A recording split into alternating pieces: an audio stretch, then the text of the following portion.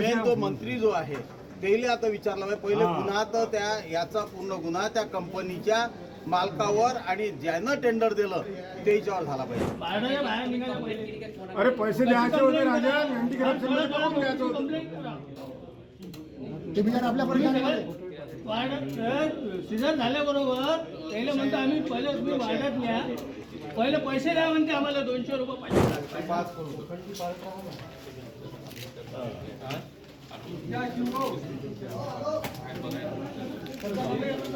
मी आता तसं याचं मेंटेनन्स किंवा अजून काय आलनेकर शेष कधी बसवण्यात आले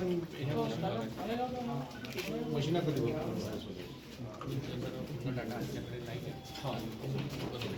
इथला जबाबदार कोण?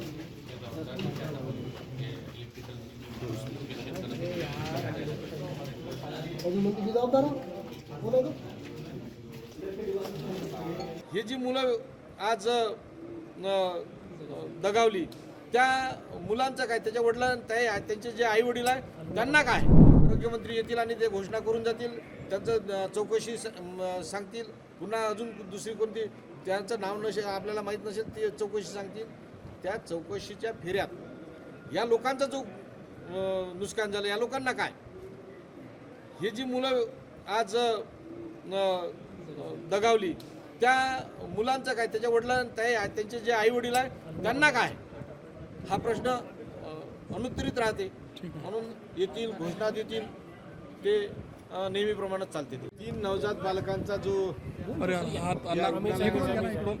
त्याच्या हलगर्जीपणानं जो बळी घेतला तो निश्चितच अत्यंत दुःखदायी आहे, वेदनादायी आहे.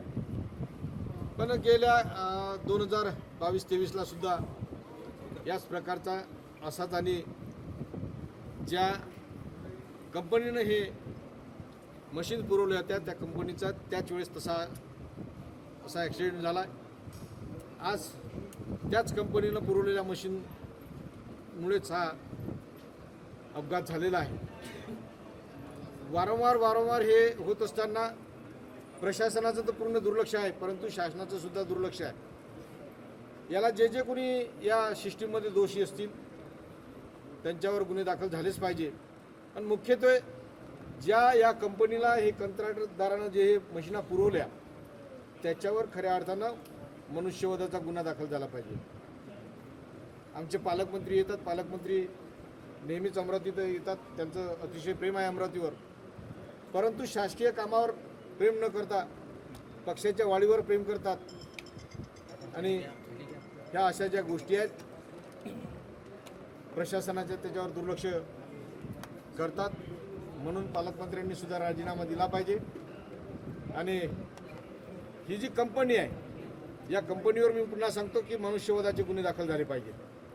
आणि जे या सिस्टीममधले कर्मचारी आहेत त्यांच्यावर सुद्धा कारवाई झाली पाहिजे. फायर ऑडिट संदर्भात काही आपण फायर ऑडिटच्या संदर्भात मी तर याच्या अगोदरी CS सोबत बोललो होतो.